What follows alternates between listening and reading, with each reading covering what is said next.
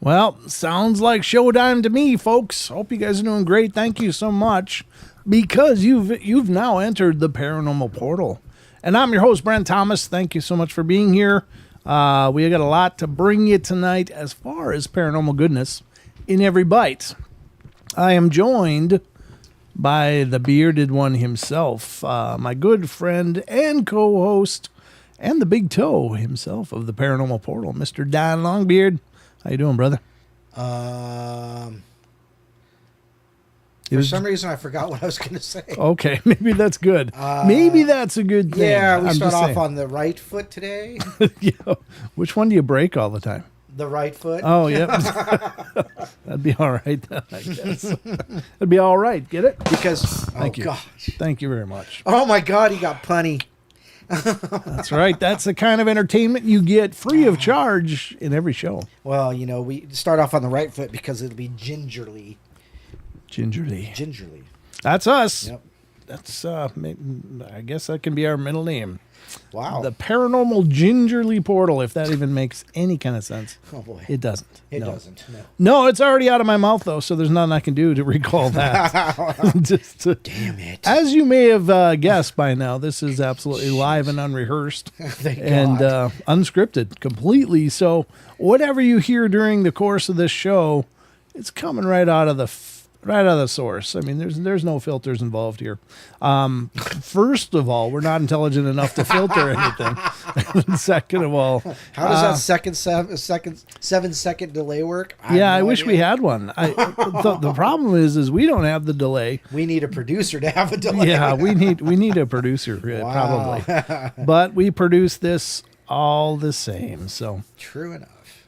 Totally, Rachel says. Yes. Totally. Very clever. I like it. But I hope you guys have had a great week so far. Welcome to Hump Day.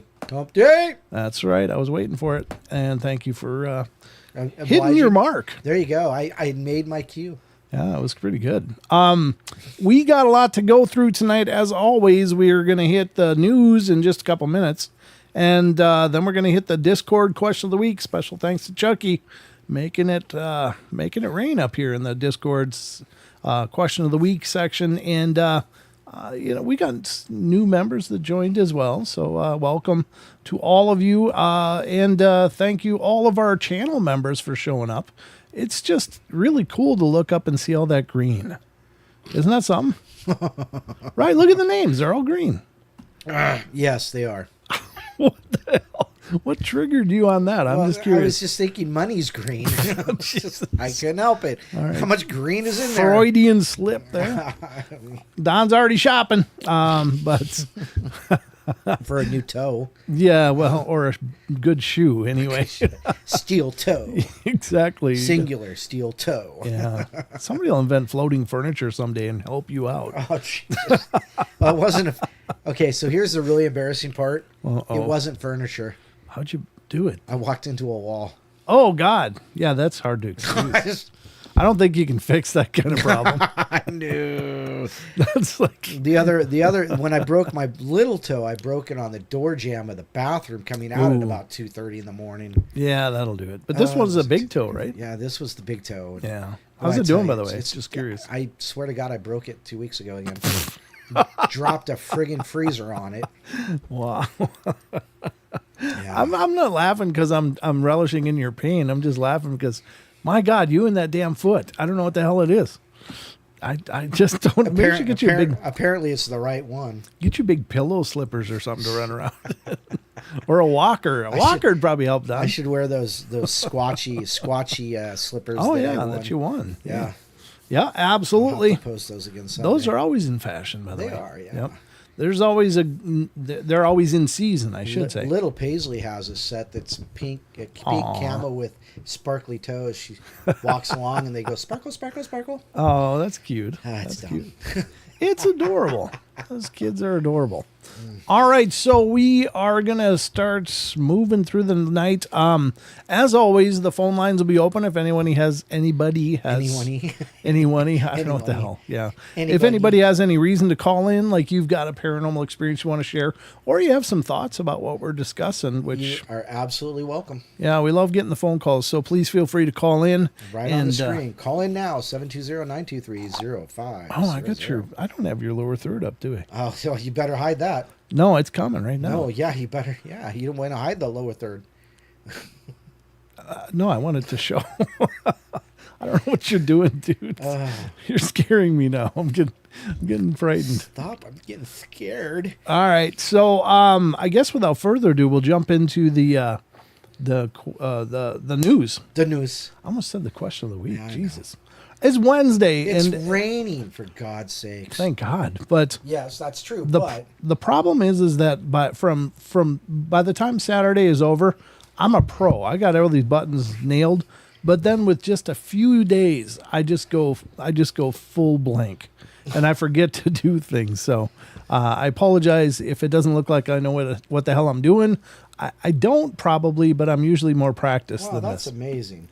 I just looked at my phone for the first time in a couple hours, and I'm looking at it in the conversations, and it says, Chucky Danger. Everyone, there's still time to answer the question of the week, and that was 2 hours ago. Chucky's all over this stuff. I know, man. He's doing great. Awesome. All right, well, let's get to some news, and we can find out what's going on in the world around us as we try to learn something. Hopefully you learn something. Let's see how we do. Dragging and screaming and kicking.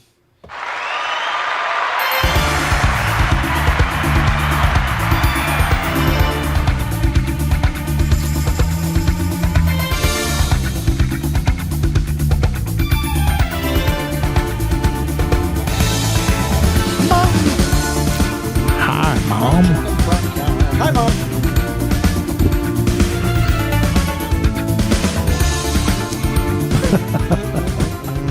And if you like our intro to the news, you are, of course, looking at the handiwork of Mr. Wes Germer. He put that together. Yeah. He wanted us well as the lower thirds. He wanted us to sound sexy, too.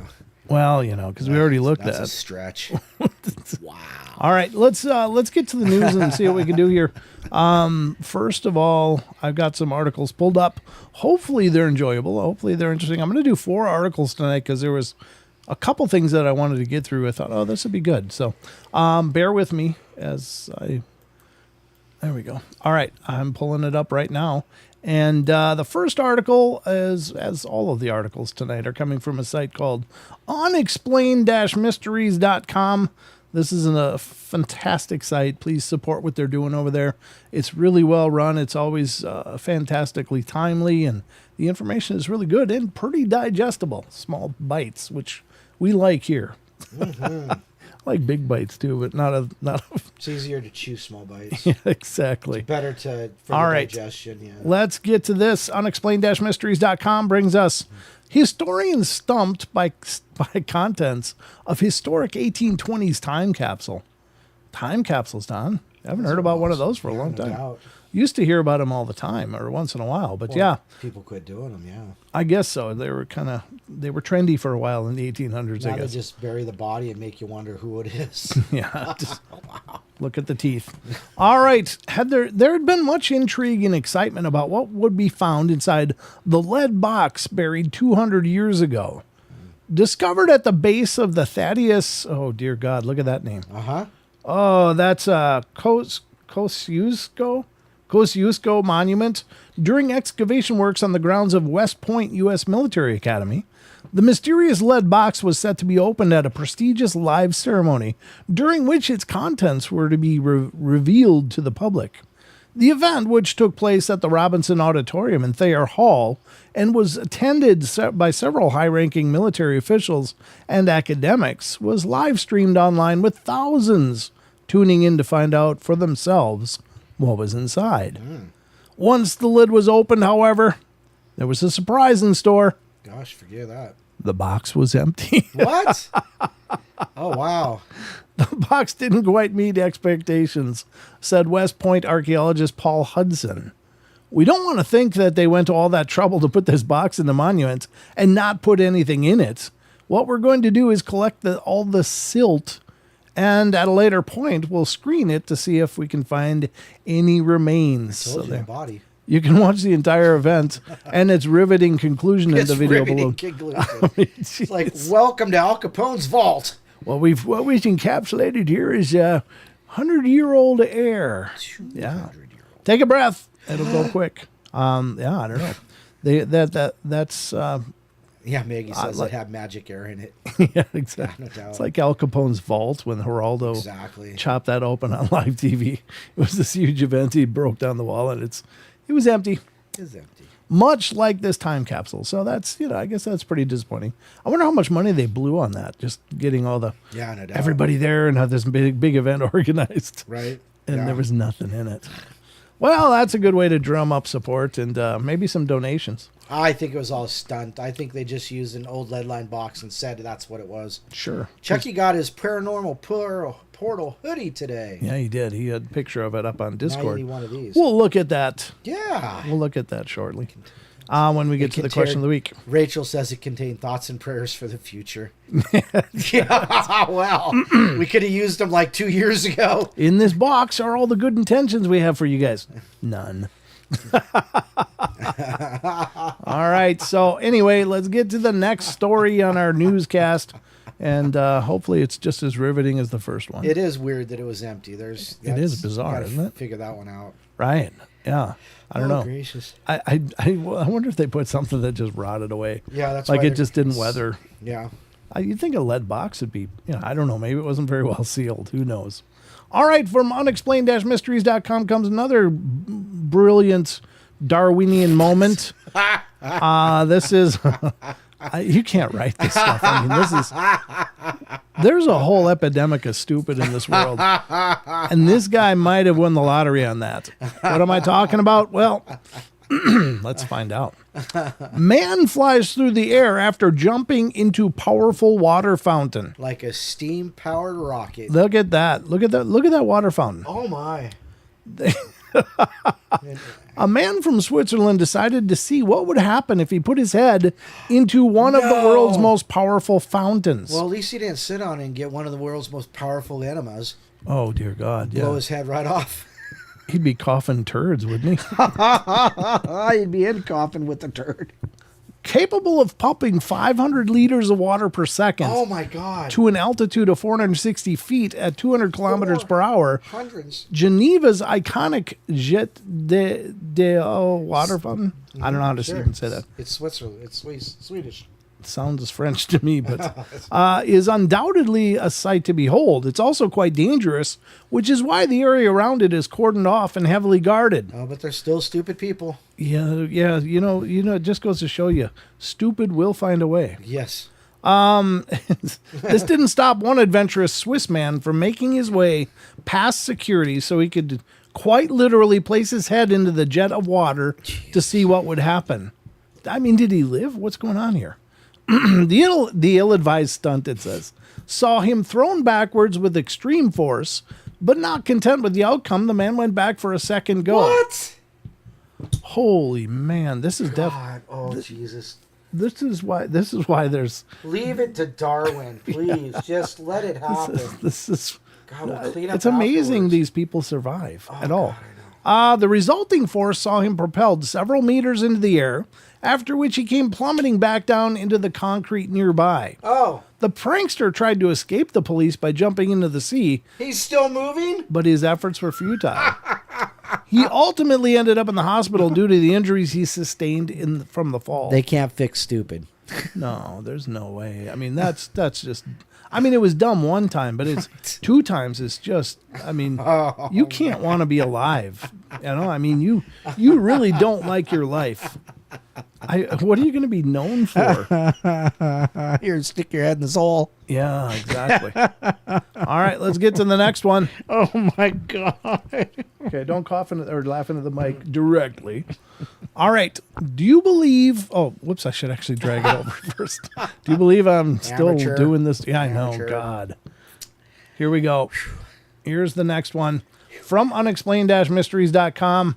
Do you believe that you have ever been visited by a dead relative? Well, I do. Don, do you? Yeah, ever had any Unfortunately, indication? I don't know. You don't know? Never, yeah. Okay. Well, maybe you have. Anyway. Maybe Rose Red, but that'd be, or Century, Storm of the Century. That was it, I think. Okay. Oh, it was Rose Red. I can't remember. Anyhow.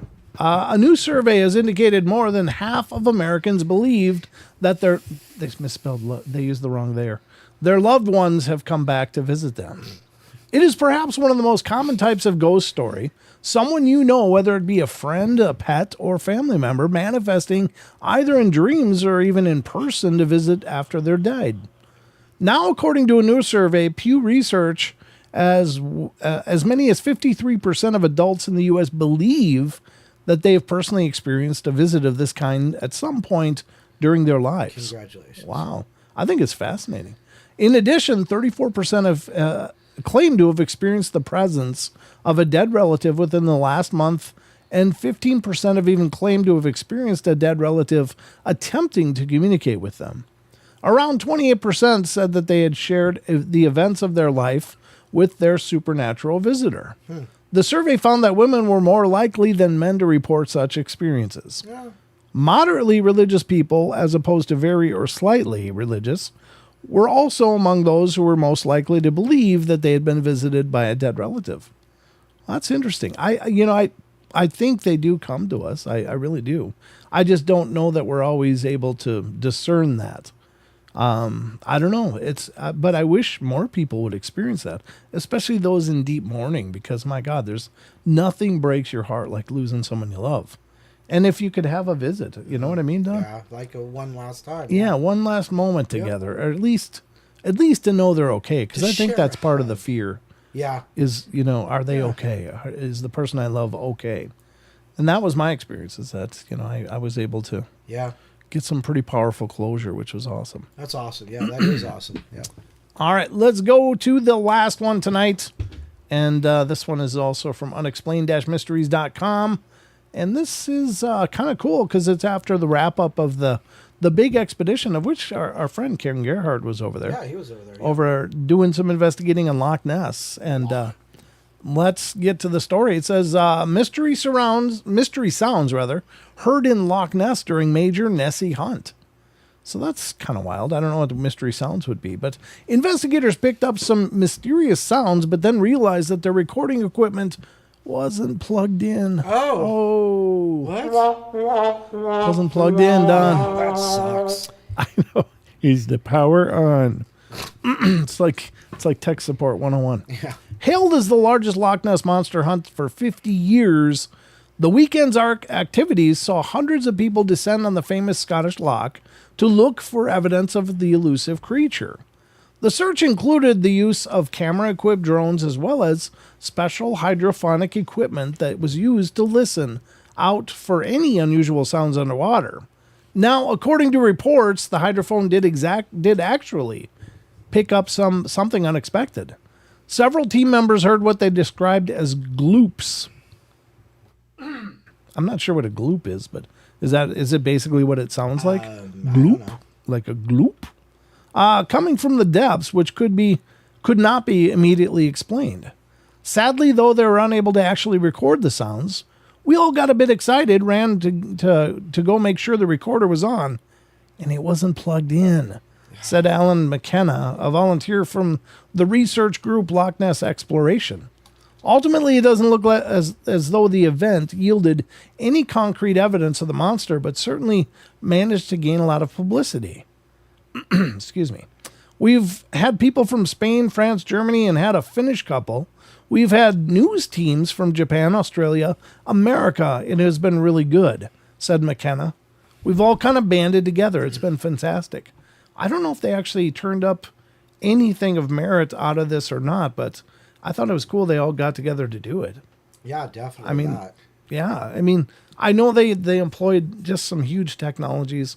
They did some thermal scanning of the loch by drone and such, so that's pretty cool. But I haven't heard anything. Have you? I have not. Are we going to see Ken in Vernal by any chance? I don't think he's set to be at Vernal. Okay. But he's at literally every other show. Oh my God, that guy's all over the place. So I don't know. I don't know if anything of merit turned up from this search, but it was a huge effort, and I'm sure there will be some documentary made about it. God, I got all froggy. I haven't talked this much for a while. For a few days, as it were. So I guess that's going to wrap up the news. So without further ado, let's get back to the rest of the show.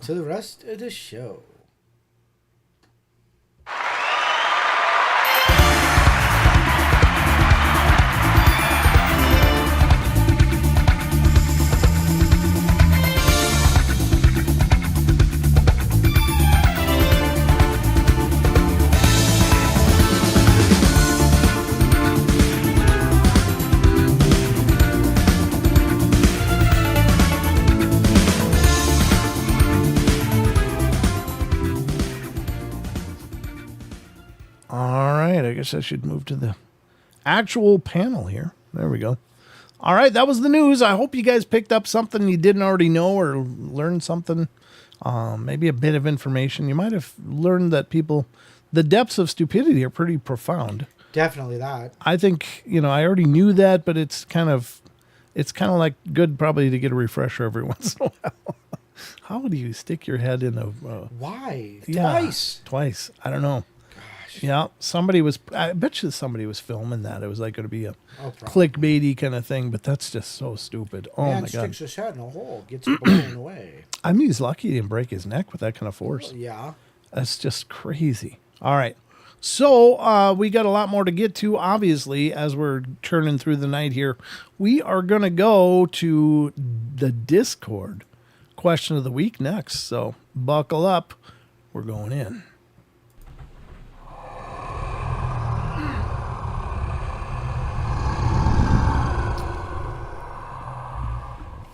All right, ladies and gentlemen, welcome to the Discord question of the week. This is where we discuss a question that we field to our Discord community in order to see what you guys have to say about the different phenomena. As I've always said, throughout the course of the shows, what we think.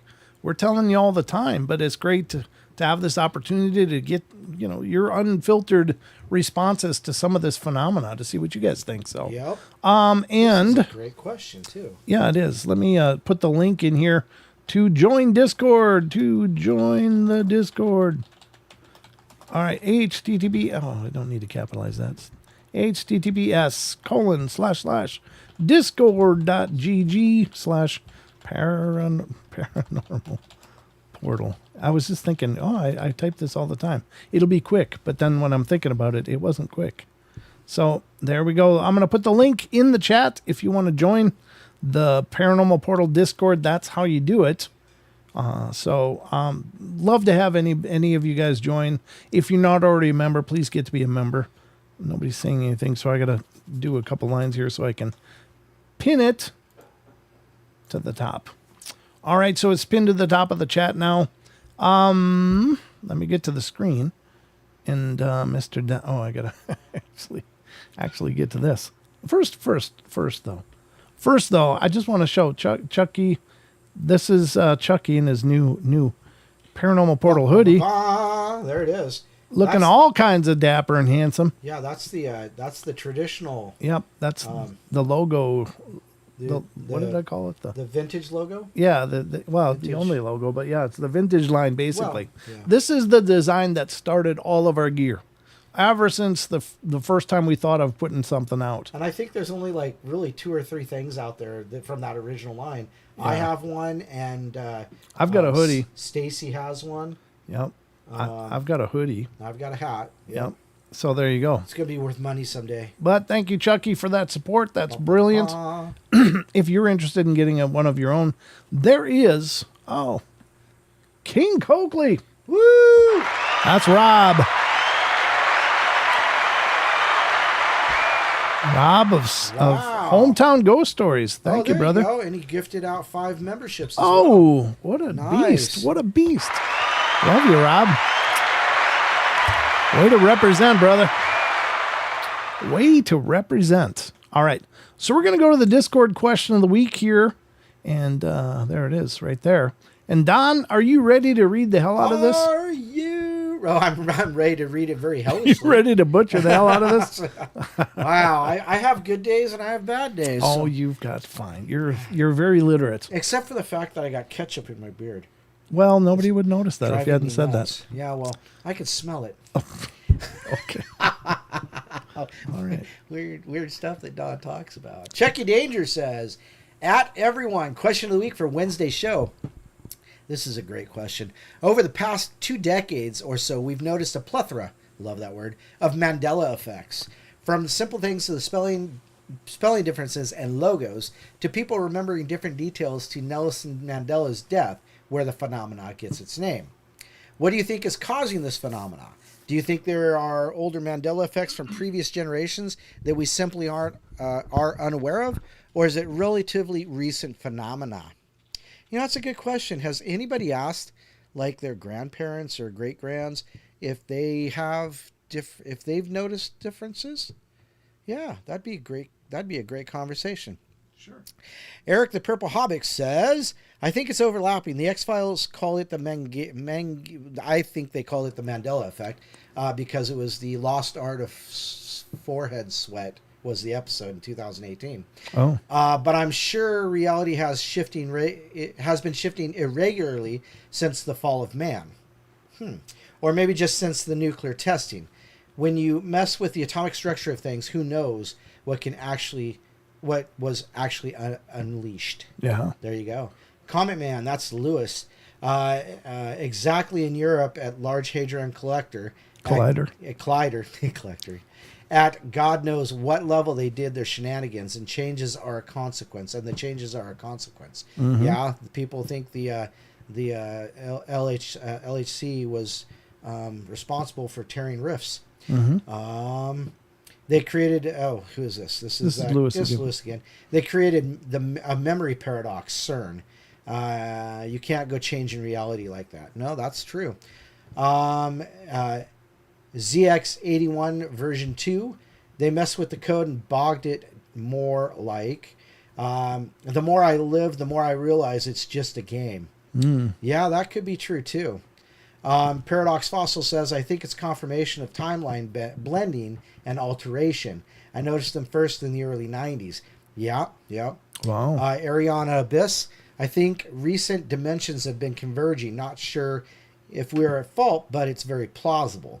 And maybe some kind of butterfly effect. I do believe we are time traveling. Sure. Oh yeah, time traveling. I would think I would go with more dimension shifting. Mm. So, and I think most people would I think a lot of people would agree. Smooth landing. I think reality is shifting to a higher plane of existence. That'd be nice. Some of us are aware of the shift, and some are left behind. Powers that be capitalize and push their agendas on the unsuspecting public, while we who see what can't be seen delve deeper into a higher spiritual existence. Our abilities to see beyond normal reality easily exposes these glitches. Mandela events show some truth and a taste of the spiritual realm to the unenlightened. Sort of the same concept as the powers showing us upcoming events in movies and Simpson episodes. Interesting. That's a good take. There you go. Mel Shepherdess, she's in the chat tonight. I think Smooth Landing's there too, as a matter of fact. Oh, good. This would be strange. Hey, that's what we're all here for. But what if the effect has to do with things that almost happen, but don't? The almost leaves a certain psycho DNA or fingerprint of sorts on the occurrence. Name the thing in question. For example, if someone almost names their child Katrina, but goes with Catherine on the day of her birth, the name Katrina hangs around the child. But the people around her pick up on the name and accidentally call her Katrina, or had always thought her name was Katrina. Oh, interesting. Interesting, yeah. Interesting thought, yeah, because you attach that power of the name or the willingness of the name and then change it at the last minute. I could see it could create a string. Mm-hmm. The designer almost designs a Monopoly guy with a monocle, but chooses not when submitting the final design. But the monocle psycho fingerprint / DNA exists within his character.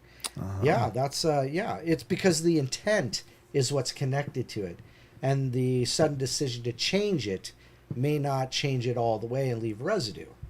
Right. That's interesting. Well, there you go. That's the question of the week. Very cool and very great, very profound thoughts, guys. Thank you so much for weighing into it. What do you think, Doug?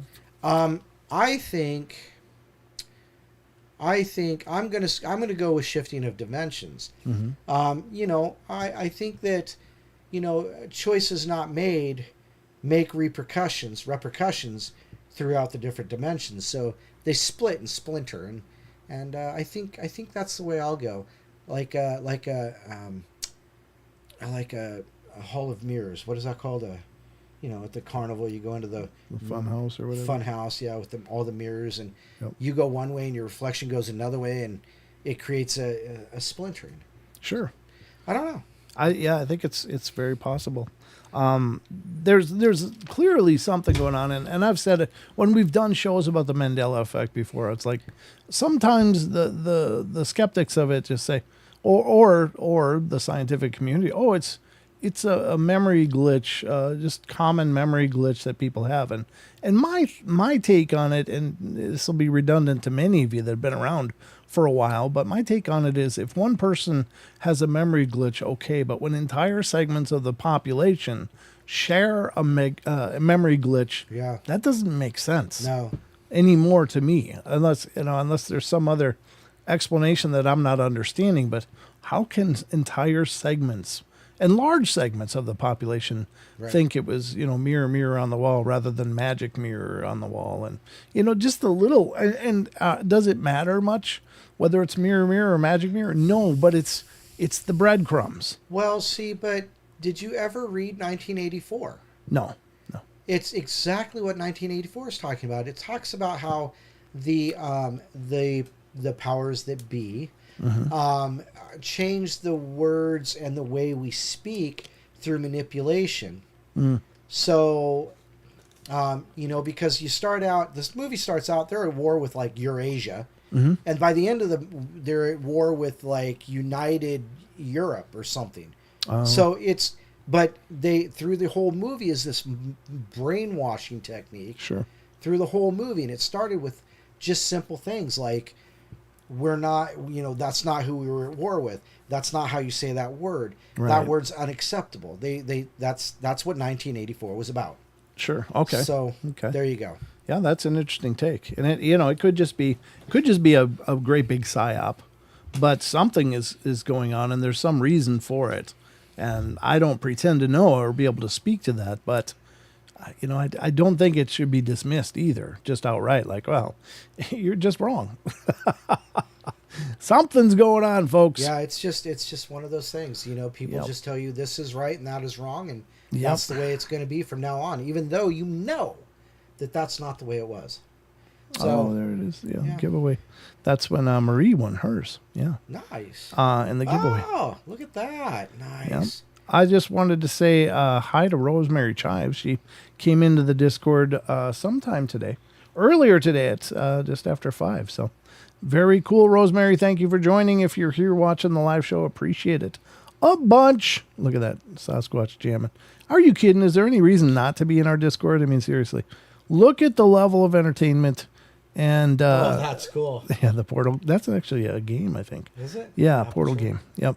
Huh. There's a video game like that. But there's the Bigfoot thread. There's the Dogman thread. There's the Ghosts thread and links to be enjoyed in all UFO, extraterrestrial encounters, cryptids, even music. And if you take some time going through these, I've actually learned of a lot of music that I really enjoy. Yeah, no doubt. Marie's here. Hi, Marie. Hi, Marie. Good to see you. Excellent. Thanks for coming in. Strange Phenomena and the Paranormal Library, where people are reading books having to do with the paranormal topics. And you can certainly give your recommendation, or even movies. So there's a lot going on here in our Discord. So we'd love to have you there. If you're not already a member, please get to be a member. Oh, crap. I forgot to send Tom my money. Oh, my God. Huh?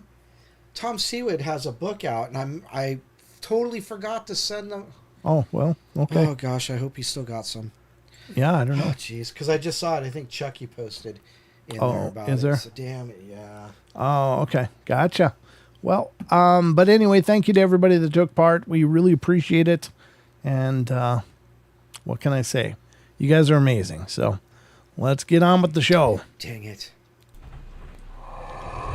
Rawr. Rawr. Rawr. All right, folks, we are going to continue on our journey here. And where are we going next? Let me see. Trying to remember. Oh, yeah, this one. It's going to go to a Thought Catalog article I pulled up, and I was like, oh, this looks good. I like Thought Catalog because it's one of those sites where they have pretty cool articles and takes about every topic you're interested in. So this is one from their spooky collection, and I thought, well, how neat is that? Well, let's find out just how neat it is. So we're going to go to that first of all here. Rawr. Rawr. All right. We're going to go to this Thought Catalog article. This is, who do I attribute this to? By January Nelson. And it was last updated in 2019. Wow. So it's been a while. But I read through a few of these as I was digging this up, and I was like, oh, this would be cool. 30 hikers on the single scariest thing they've seen deep in the woods. Now it says these stories from Ask Reddit are going to make you want to stay indoors all summer. Well, since we're nearing the end of the summer, it's a good time to bring out this article. I'll do that. Go ahead. You don't need to be extra afraid now because most people won't be going to the woods unless you hunt. And good luck to you. The first one, it says, I was in Syria on a visit from Australia back in the late 90s. I saw 2 dogs in the distance about 30 meters away, lit up by a bright moon, and they had faces that looked human. I seriously froze. They walked up to about 10 meters away and looked totally flipping human. One of them growled, so I fired off a round and they ran away. I immediately headed back home looking over my shoulder the whole way. I told my aunt what I saw and the house erupted in laughter. It was some local ghost story and everyone had an encounter with them at one stage or something. Screw those dogs. That's the version I'm reading anyway. So there's dogs with these human faces. Some other kind of cryptid deal, I guess, or spiritual deal. But that'd be horrifying, huh, Don? Yes, it would. Okay. Yes, it would. Number 2. It was in the summer around dusk, and I was camping at a remote campground with my dad. There was a lake right next to the grounds, and my dad and I would trailblaze through the forest right next to the lake because if you went far enough, there was a really pretty waterfall. A few strange things happened on this hike. We found a slash pile that had little kid's shoe on top.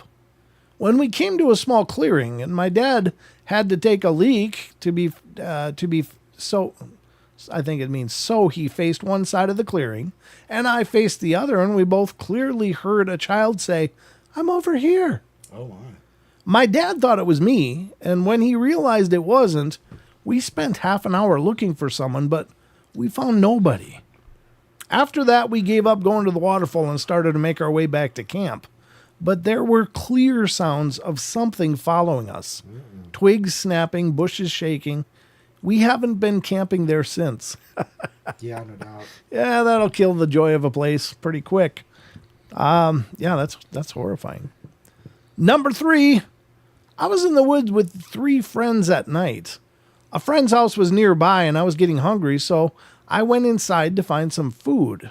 Another friend came inside with me, and 2 friends were still outside. Later on, one of the 2 who were outside comes in, sees the indoor friend on the couch next to me. They panic and immediately run back outside. I poke my head out the door asking what's going on, only to hear them yell as loudly as they can, "That's not Kevin!" Oh, my. Everyone comes inside and calms down in a bit.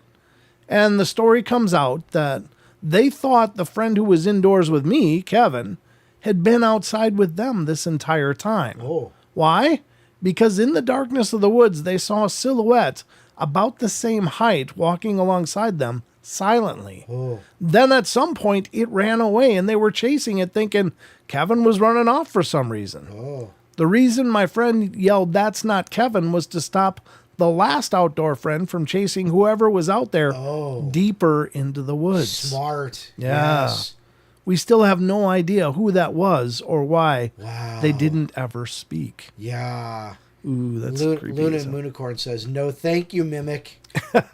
Yes.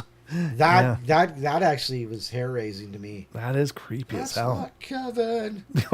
Would you imagine being the guy chasing him? Go, "Huh? It's not?" I'd end up having to wash out some stripes. Yeah, you'd be color coding your underwear. All right, yeah, that'd be horrible. Number 4. Dang, that really did raise my hair. I was Did like, it? Yeah. Oh, that's. I mean, it's a terrifying scary, thought. creepy. Yeah. But what if Kevin wasn't the one that was? What if he really was outside? Who the hell has this guy been talking to? Who's inside? Either you're Kevin or you're not Kevin. Which are Get you? the hell out! All right, number 4. My girlfriend and I had driven down an old dirt road that ran beside a lake on one side with the mountains on the other. We were looking for unexplored territory to hike in. The dirt road became a trail and eventually was swallowed up entirely by the forest.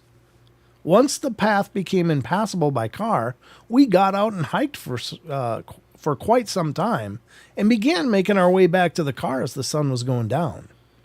It was challenging to get the car turned around, but I finally managed and we were off. It was slow going as it was a pretty crappy road and getting dark really fast. And suddenly we came out to a fork in the path that hadn't been visible coming the other way. Neither of us had any idea whether to go right or left, so I just picked randomly, hoping that both would end up taking us back to the main road. As we rounded a small curve in the road, our headlights fall upon a man dragging a large hockey duffel bag off the trail into the woods. Uh-oh. As soon as the lights hit him, he just froze completely still. Driving past him felt like an eternity because we couldn't have been doing more than 5 miles an hour due to the crappy road. My girlfriend and I didn't say a word to each other until we were well past him, at which point we were like, "What the hell was that?" And then the road ended. Just like where we had stopped the first time. The forest had swallowed up this part of the road. We're going to have to turn around and drive by the man with the human-sized duffel bag again. Oh, boy. I told my girlfriend to buckle up and hold on tight because We're going fast. at the first sign of trouble, I was going to gun it. Mm-hmm. We came to the spot where the man was, and he was nowhere to be seen. We eventually made it to the right path and got the hell out of there. Weirdest thing about it was there wasn't a vehicle anywhere near this guy for 50 miles in either direction. Right. We would have seen it if there had been. We traveled as far as possible both ways, and there wasn't a place to pull off the road. How the hell did he get up there? Where was he going, and what was in the bag? Yikes. Bum, bum, bum. Crazy. Yeah, that's horrifying. Crazy. Jesus. Woof. Maggie says, there's a gate down an old dirt road not far from me. It's covered in shoes. So weird. Hope it's a funny thing people do, like nailing flip-flops to a telephone pole. Why the hell would you nail flip-flops to a telephone pole? Oh, no kidding. I don't understand. Somebody might need a spare sometime. Yeah, they got a flat tire. It's kind of like the hiking sticks next to the trailhead. They were down in Margaritaville and they blew out a flip-flop. Maybe they stubbed their toe. Oh, shit. I feel that. I can feel that. Yep. Number 5, I go hiking in the woods that permeate my town.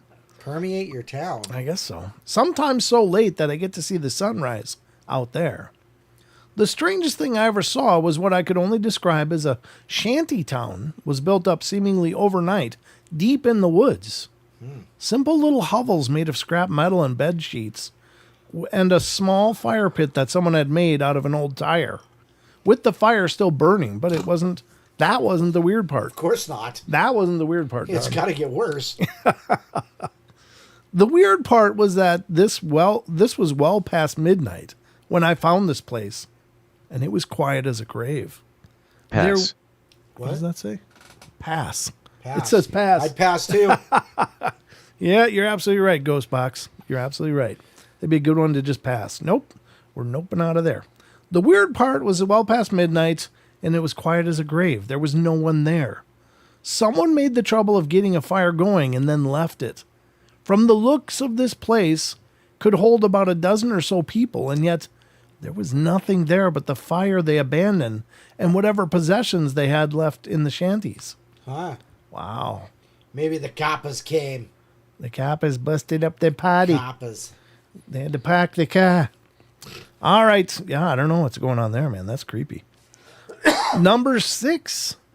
I go out for walks very late at night fairly often. So I've seen a few things. The creepiest, though, happened about 2 months ago. I left the house at about 1:30 a.m., and it started off as a normal walk. I wandered around town till about 2 a.m. when I decided to go home. I was walking back the route I had come when I noticed a black van meandering down the street. Oh, jeez. Yeah, that's a bad thing. Want some candy? No, don't want no candy. Do you want some ammo? Yeah, maybe. Didn't really pay much attention to it, though, at first. I did pay attention, though, when I saw it slowly drive by me for a second time. I wasn't entirely sure it was the same van, though, so I just continued walking, but this time I kept an eye out, and lo and behold, about 10 minutes later, the same damn black van came down the street again. This time I knew for sure because it didn't have license plates. Oh, that's a bad sign. Yeah. Now I was fairly scared, so I picked my pace up a little. When the van came around again, this time it stopped in the middle of the road, a few houses in front of me. I stopped, turned around, and booked it back the other direction. I made a few turns on the different roads and then ran right into someone's yard. I waited behind their fence, and the same van came down the street. I assumed that they couldn't find me. They finally decided to screw off, but I waited in that yard for about 20 minutes before I ran back to my house and practically threw myself through my bedroom window. That doesn't say screw off. No, it doesn't, but that's the monetized version. That's the stay monetized version. Yeah, that's which is how I'd like this to remain. Oh, we got a call. We should find out who's calling us now. I bet you know. It's not the question of the week anymore, though. That's a rookie move. Let's get to the phone and find out just what's going on here. All right. This is area code 701. You're on the air. Hi, Naysay. Bonjour, I'm the ghost of a Native American, Paleo-American, North American Indian, whatever, semantics. Hello, my brothers and sisters. How you doing, and man? Lovers from the same Mother Earth. Yeah, how you I'm as been? fantastic as the universe will allow on this full hour. He's in a mood. It's crazy, right? Yeah, Naysay is kind of Super. he's like lunar powered, so Loony powered. he's one of the Don't original get me going. lunatics. Yeah. Oh, well, good to hear from you, brother. What's been going on, man? Lycanthrope. Like, Are you, is your beard growing? Look at Don's; it's getting fluffier. Yeah, look at Don. Jesus. He looks beautiful. Anyway, hey, I wanted to share a story. Can I share a story? Sure. Absolutely, brother. Okay, 1995 or 1906, Badlands Okay. in South Dakota.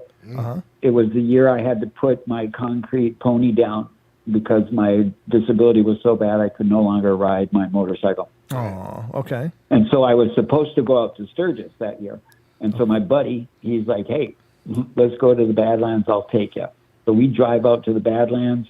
And I'll tell you, there's nothing like driving through the Black Hills listening to Beethoven. Oh, wow. That was fantastic. So then we go down to Wounded Knee Massacre, down in the Ogala, Lakota, down there, Wounded Knee, Pine Ridge. And then we come up through the Badlands. And so before we get into the Badlands, I'm driving, and we get swooped by an owl, huge owl. Ooh. And I thought I was going to crash through the windshield. I was driving. Uh-huh. And so we spent the night in the back of a gas station, got on the road again into the Badlands. Crazy as heck. Check it out. It's just bizarre. It's like a desert, Yeah. So we get to the end of the Badlands, and we find a camping site. So, yes, I was on something, psilocybus, to say. Oh, okay. So we get to this campsite, and it's a big circle. You know how much I love circles. Sure. And we're camping there. And so we do this little hike way up a hill, and then we look down on our little campsite. We go back down, and on the way back down, we find a spot where two male bisons were battling it out. Oh, wow. And you could tell by the ground and the hoof marks and everything. And there was tufts of bison hair. And so I collected these and put them in my medicine pouch, Very Oh, nice. that's right. I forgot. I am Native American, but my accent has diminished. So we get back and we get to bed, had some wild rice, hot dish. We get to bed, we're sleeping. In the middle of the night, I wake up. My buddy had to lay me down because I'm ambulatory with a cane. So he helps me get down on the ground, sleeping. And I all of a sudden wake up, middle of the night, don't know what time it is. And I get up on my elbows looking towards my feet. And my feet are eastern in direction. And it was like this huge bright light. So I'm thinking maybe a car was out there. But then I'm thinking, wait, the parking lot is off to my left, about 40 degrees. So why is there a car there facing us, but like headlights on? Right. Just like in the movie Close Encounters of the Third Kind, when they showed those little grays in the kind of like the shadow. Yeah. So this is what I see, seemingly like walking from the ground, and all of a sudden I see them small and walking towards the tent. And I'm like, Jammer. And he's like, what? I'm like, get up. And then he's like, what? What do you want? And that's the last thing I remember. Ooh. Woke up the next morning and get out of the tent on my own was very arduous. Step outside. There, not 20 yards from me, is this huge North American bison. Oh, wow. Oh. Just staring at me. And I'm staring at him. Wow. And I'm like, oh boy, because bison they're temperamental, Right. Some of them are downright mean. Yeah. So I'm like, okay, what's going to go down? So he just kind of shook his head at me and turned around and started walking. And then I'm like, Jammer, wake up. And he gets up. I'm like, bring my camera. So he grabs my camera and comes out and takes some pictures of this bison. Wow. And I keep it in my case where my pipe, my plug-in is, and my bison fur from that experience. There you go. However, to this day, Jammer will not admit this story. Every time I bring it up, he gets all freaky and weird. And this was just before 4th of July. Huh. Oh. And ironically, some people take the owl as a bad sign. Right. Not an hour later on the way back home from North Dakota, we said we're going to just go back for 4th of July evening. We get pulled over by the popo. Oh. And we get popped for a bag of cannabis. Oh, no. And I was like, that's cool. I'll take that little smack in the head, because who's to say what would have done if they allegedly found some pizza toppings, you know what I mean? But anyway, so the Anishinaabe, we call these little beings, these little creatures, Pugwaji. Mm-hmm. Pugwaji, also known as like the wilderness people, and they're out there. And actually today, while we're packing up to go to Shangri-La, because I like to go to Shangri-La every year, look it up, check it out, come visit me if you're in southern Minnesota, Shangri-La, Harmony Park, wookiefoot.com. Check it out. Hit me up if you want to go. I'll get you in. But today I was asking the universe if there's Pugwaji in my home, because over these last 3 days where we're packing things, all of a sudden I'm like, put this on the counter right on the edge, before people leave. And I would go and it's there. And then I would wake up the next morning and another attendant, and I'll be like, can you go grab me that Ziploc bag with all this stuff on it right on the edge of the counter? And they're like, it's not here. I'm like, it was there last night. And then they're like, oh, it's here on your piano. Oh. Wow. So it shifted. Across the room. Yeah. Yeah. Very so cool. Welcome to my world. I want you two to come and visit me. I'll pay the train ticket. Oh. We'll go to the reservation and we'll go talk to Sasquatch. Oh, that'd be and good. Then we'll go down to Fergus Falls and check out the old haunted insane asylum. Oh, nice. Yeah. Insane asylum. Yeah, many hours of fun. We can try to line something up, brother. But yeah, just give me a holler and we'll try to dial that in. That'd be fun. Yeah. Right. Yeah. And happy new moon, once in a blue moon. Amen, brother. And they're saying that we're not supposed to have another one in a long, long time. But if you guys remember, January 1st was a full moon, 2019, January 31st, right? Another full moon. I remember. And then there was no full moon of February. Yet then on the 1st of March, full moon. On the 30th of March, full moon. Wow. 2 blue moons in a year has never happened from what I've found out. I love you. I can babble on Babylon for too long. Receive my love to the chat room. Share the giggles. No goodbyes. Toodles. We'll see you next time, bud. Love you, brother. Take care. Thanks for calling. And he's gone. Yeah. Can you imagine getting up and looking out your tent and look at a bison just standing there staring at you? And then it just shakes his head and walks away. Thank God. You got to be kidding me. Yeah. That's kind of how we take Naysay too. It's like, oh boy. Yeah. Oh, we love you, Naysay. We do. We sure do. RJ Windwalker's saying, oh, yeah, Brent, they found a body on that ranch. Which ranch? Which ranch, yeah. I don't know. Which one are you talking about, that RJ? Rach. They found the body on that Rach. What's Rach? Rachel. Oh, yeah, but he said, oh, yeah, Brent. Yeah, so I don't know. I don't know what we're doing here. But I'd like to know more. I guess I'm not sure. What is the reference? Or if I'm missing something. RJ, see if I can take a big picture. Oh, that's what that shirt said last night. Would you like to know more? What? Oh, I just had a random thought. We had a guy came in last night, and he bought a pressurized. You pump it up. You prep the pressurized bottle up, and it sprays out. Like your weed killer or whatever, fertilizer or whatever. Yeah. Anyhow, he comes in the store and he says, I have a pest problem. Do you have like sprayers? So we send him back, and he goes back and he grabs the sprayer. He comes up and he pays for it. He goes out the door. About an hour later, he comes back and it's still in the box. Nothing's been changed, and he goes, yeah, it just didn't work. And then I looked at his shirt and it says, would you like to know more? And I'm like, wait a minute. If according to your shirt, you've got more than a pest problem, Bug, you got a bug problem. And he was so stoic the first couple times we saw him, and he goes, oh yeah, death to the bugs. Because that's what they say in Starship Trooper. Oh, would you like that's to know right. more? Would you like? I was to know like, more? he's got more than a pest problem. I was like, wow. Clever. Indeed. There you go. Do you have a Bigfoot that walks across this? No. I swear I just saw it. Well, maybe it was just my lower third. I don't know. Oh yeah, it was your lower third. I turned it on because it was off on that screen. So I turned it on. So now you're all official. You're all official like. So yeah, there was something that showed up on the ghost radar. Yeah. Just like right to your left, just behind your left shoulder. Over here. Yeah, I saw that when Nase called. Peter. Stay over there, Peter. We're okay. We'll be good. Peter's always here, remember? It said so in that clip.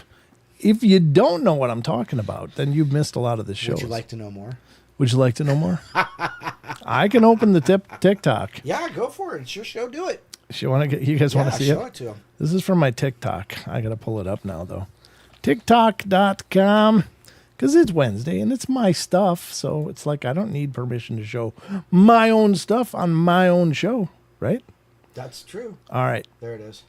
Yeah, I got to open it and then I got to We'd still like to know what name How do to I call stop you. it? Get out of the way. Peter? Did I hear Just Peter? Click on it. Oh, yeah, there we go. Okay. Now I'm going to pull it over. Oh, what did I do? All right. I don't know. I think I did it okay. I'm going to pull it over to the other screen here. And we'll put it on screen for you guys. I'll put it back to the left a little more. Over here? Yeah, right there. Right there? Yeah, because when you transition, it moves it to the right. Oh, okay. Gotcha. All right. So this is actual clip from one of our live shows.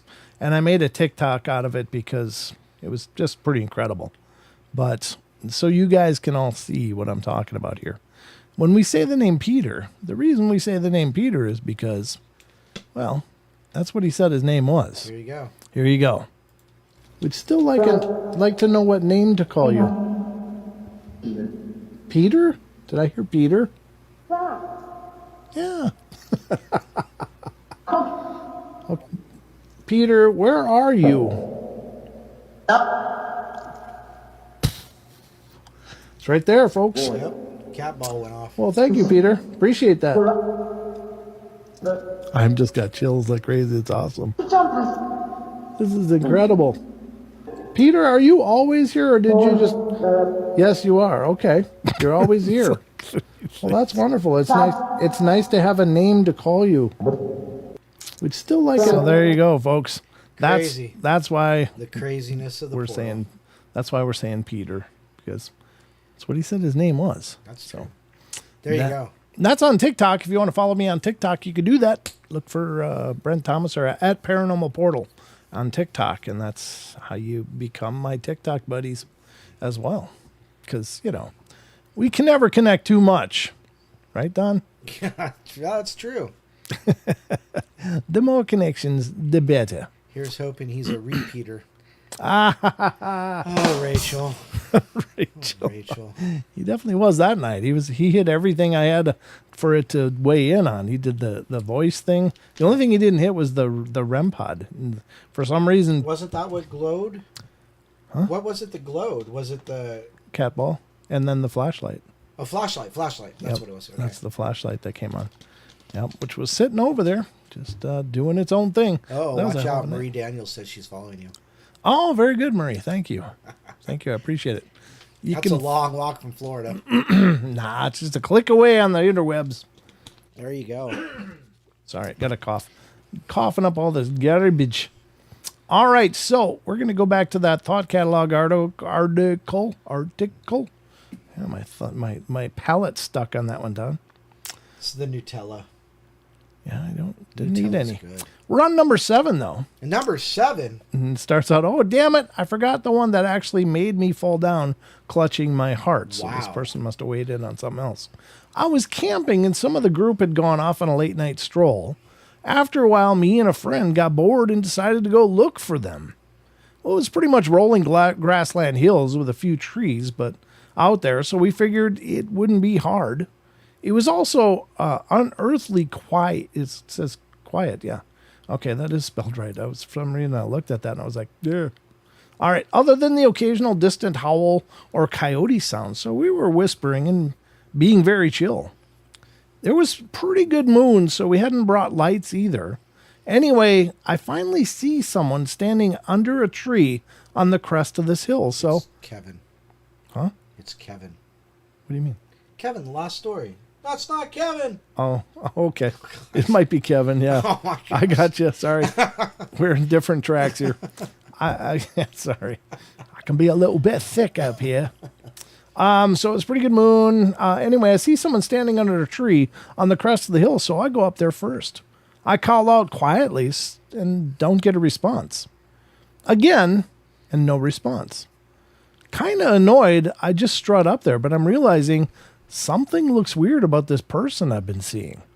They're holding their arms over their head, and the proportions aren't quite right, but I think that's all kind of subconscious because I didn't do anything different until I got close enough to see that it wasn't a person at all, but a coyote that somehow someone had flayed and strung up to the tree by the limbs. Oh, my. Like some kind of totem.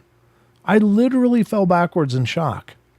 Turns out the woman who owned the property was no fan of coyotes coming after her livestock, and she also woke us up all night in the middle of the night once with sustained AR-15 fire, like 20 shots.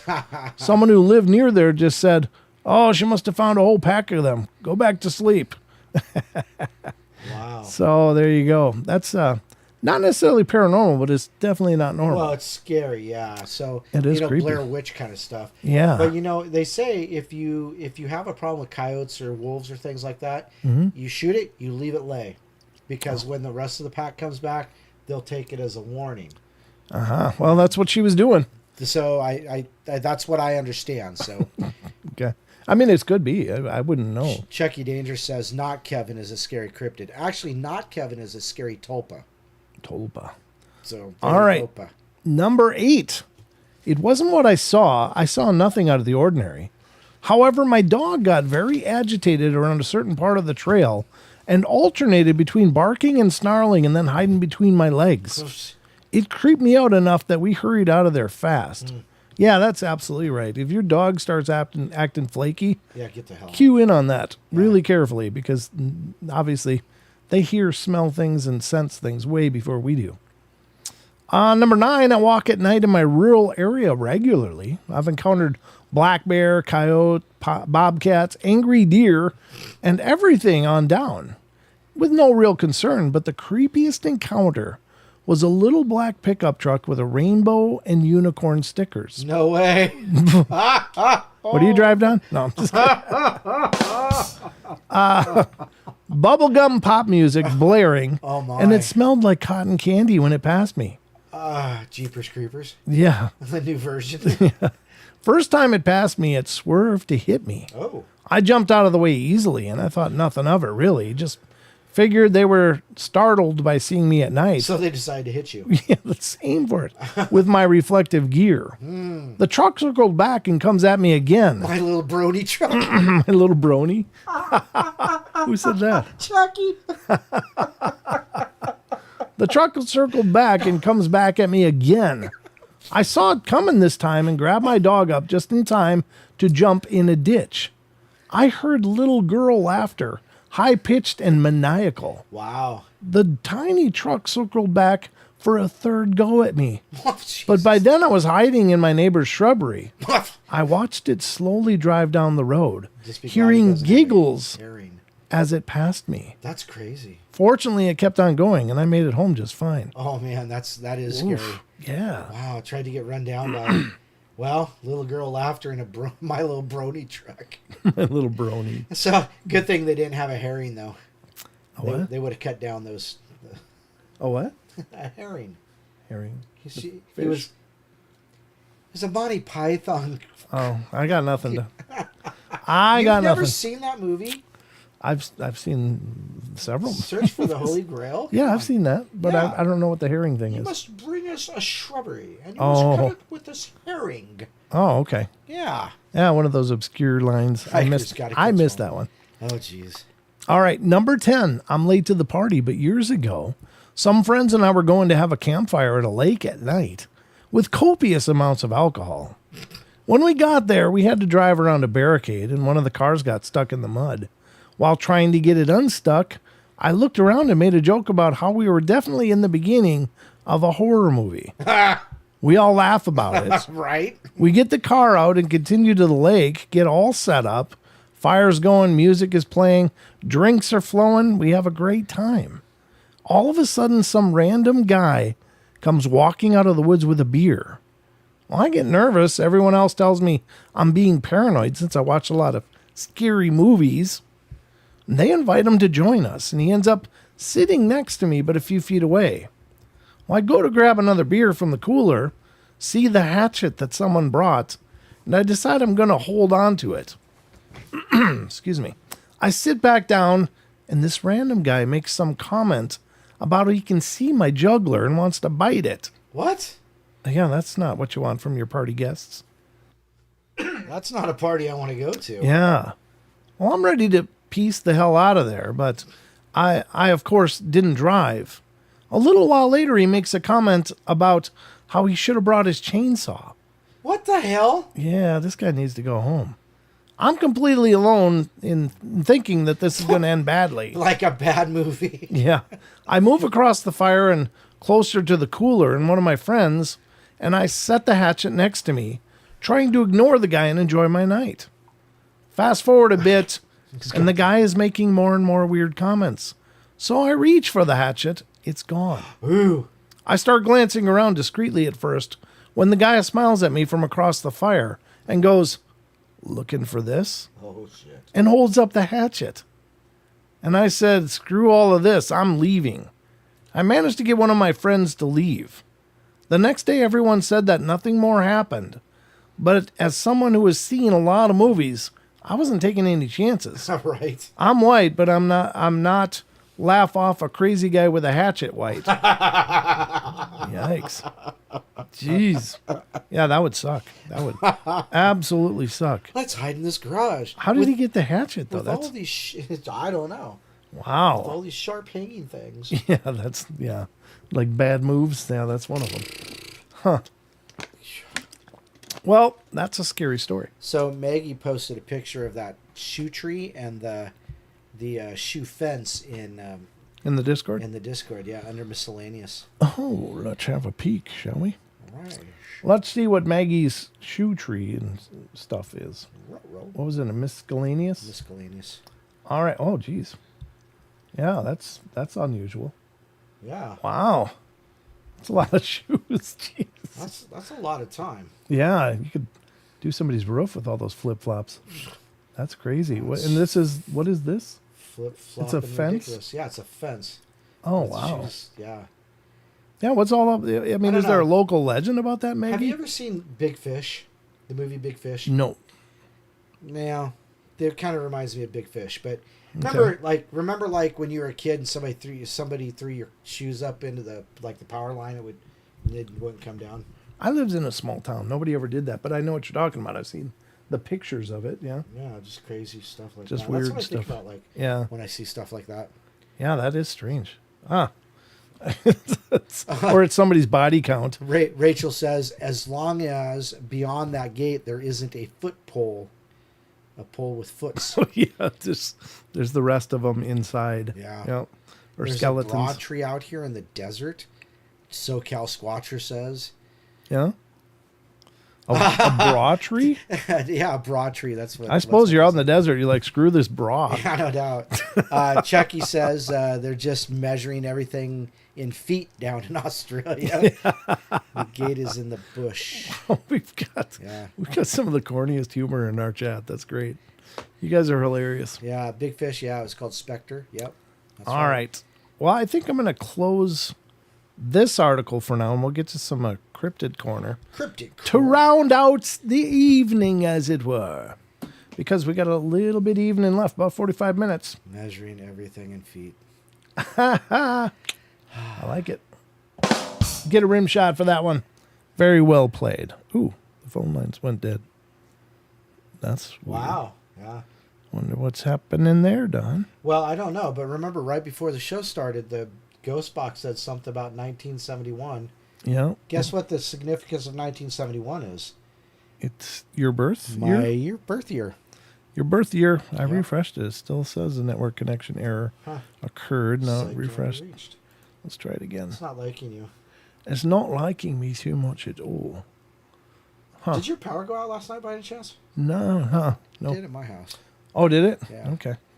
No, we were powered all night as far as I know. All right, well, I don't know. I guess the phone lines are no longer an option tonight. So if you planned on calling in, you'll have to change your plans unless that reconnects.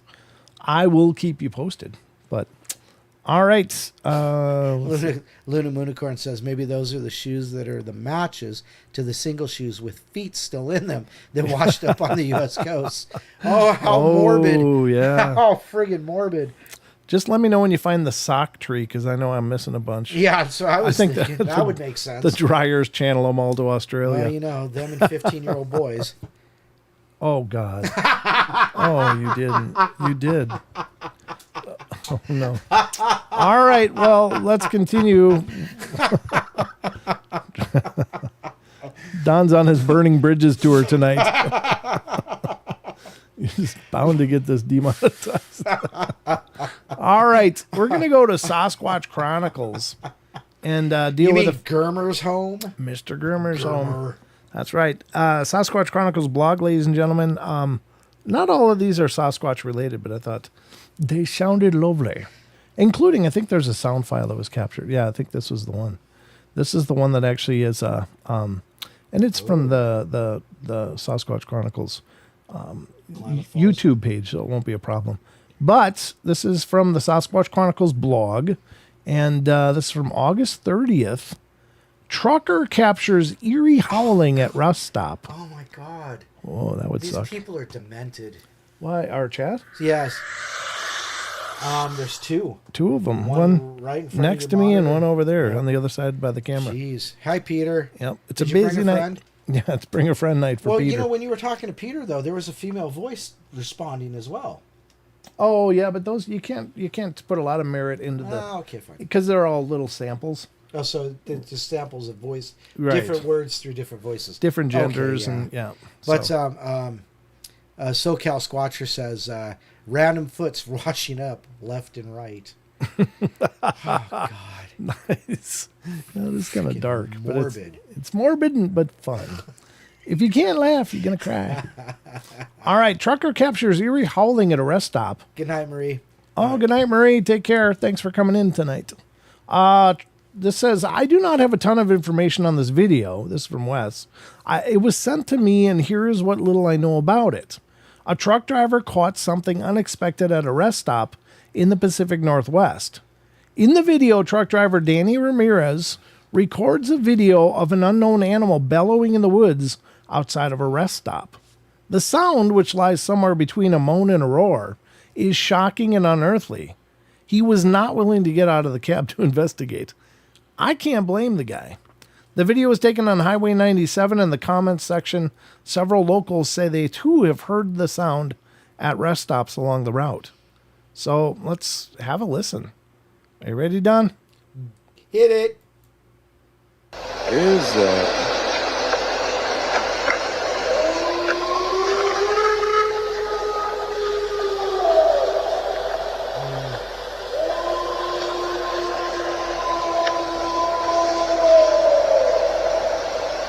What the absolute fuck is it?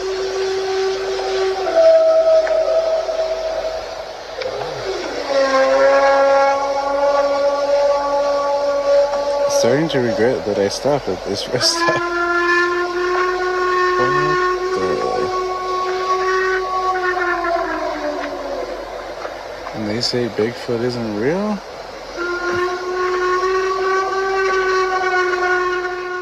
Listen to that echo, though. That's the Yeah. creepy part.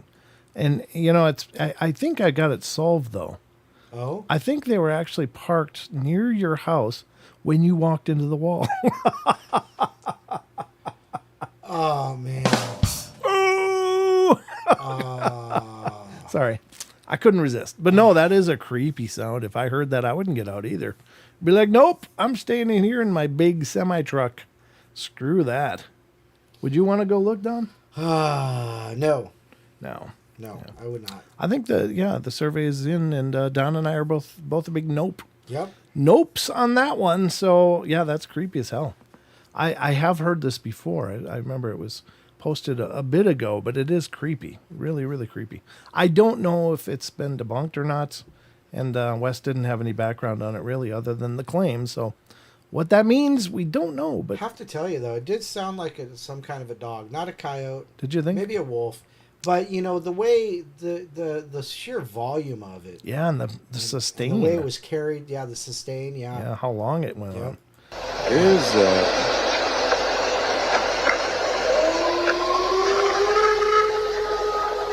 The first one, not so much, but that middle one is like, ooh. Maybe not this one. But there's one that just continues. Absolute fuck is it?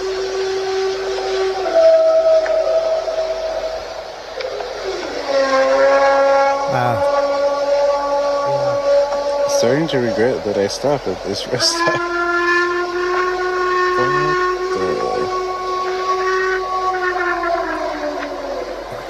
And they say Bigfoot isn't real? The other part that's interesting is usually background noises on any recording device sound like background noises, but that sound That was not background noise. was as loud, if not louder, than his voice talking right into it. Right. So that to me is like, God, that was a powerful sound. Now, I'm not claiming it was Bigfoot. I don't know what it is, but that is either it's a hoax, or if that really happened, that was a hell of a thing. And the power, just the power behind that. Sheer volume. Yeah. From the diaphragm. Oh, yeah. It comes from his toes. Yeah. I mean, geez. Speaking of toes, Rachel says Brent's bad jokes now have Dawn defeated. Oh, my God. My mom must just be howling. She loves those kind of jokes. She just loves it. Oh, my God. You know what? Let's do a quick shout out. Let's do some shout outs. You guys want to shout out? You got to say something in the chat, and we will say, hey, thanks for being here. Hey, thanks for being here too.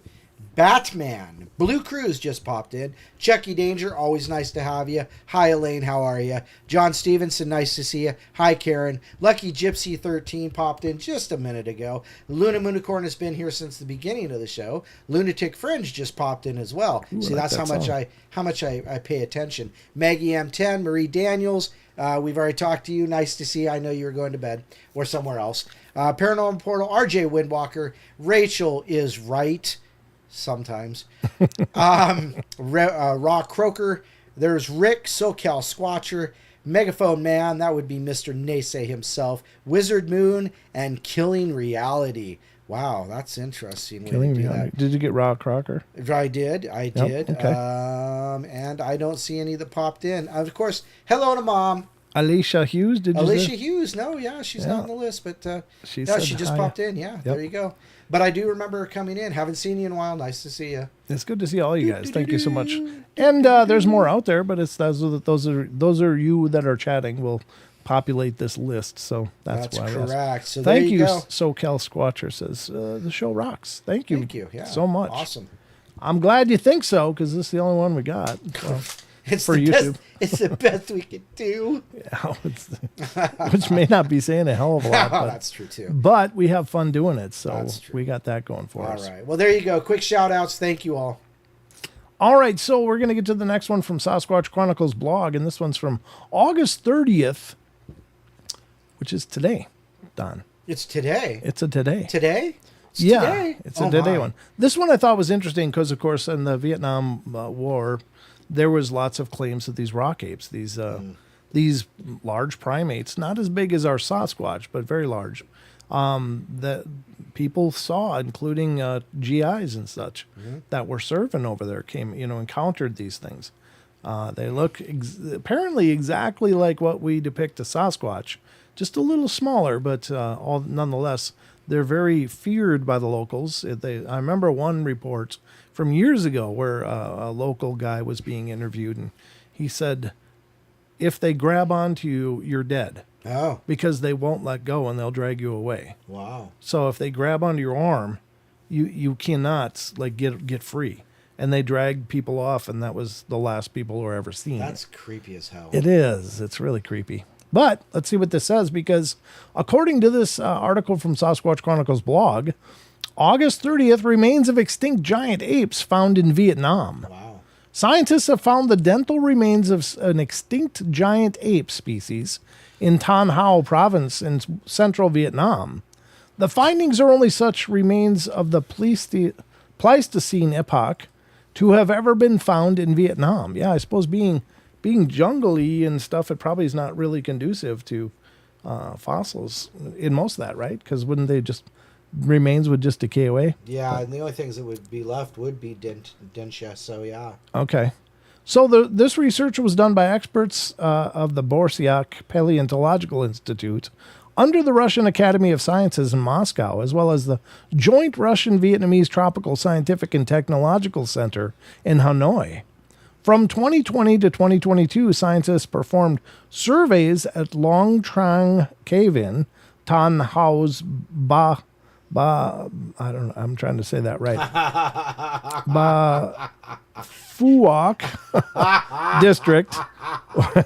That's not how I would have said it. I know, but that's why I'm the one reading it. Where they found, two dental remains of a giant ape, Gigantopithecus blacki. These are among the latest dental remains recorded among extinct species from around 125,000 years ago. According to the center, scientists have analyzed the dental remains at Long Tron Cave and found that their characteristics were similar to that of Gigantopithecus blacki. And of course, there's no scale, so we don't know how big this is, but I imagine these are enormous teeth. It says the normal Gigantopithecus was one of the largest primates ever to walk the earth and could have weighed around 200 to 300 kilograms. These giant apes are often lived in forests of Southeast Asia before going extinct hundreds of thousands of years ago. Their fossils are incredibly rare and hard to find, with some ancient remains found in the limestone caves of South China. Besides the remains of giant apes, scientists have also found the remains of 41 other species in Long Tron Cave, including monkeys, leopards, bats, rhinos, and boars. Sure. Long Tron Cave is a limestone cave that became famous after the fossils of prehistoric humans and other animal species were found inside of it. Interesting. Yeah. Very interesting. Yeah.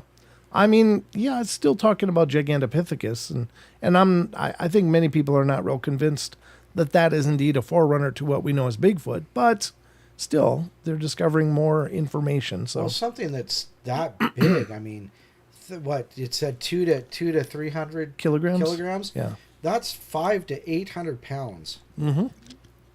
That's insane. That's a lot of pounds. Ah, he could pound you into jelly. Well, there you go. I'd like to sit on us and turn us into jelly. Sasquatch Chronicles blog from August 29th. This one I did see pictures of, I think it's social media, and it was interesting, but it seems more like some person is living very, what do they call it when you live very primitively? Yeah, primitive, yeah.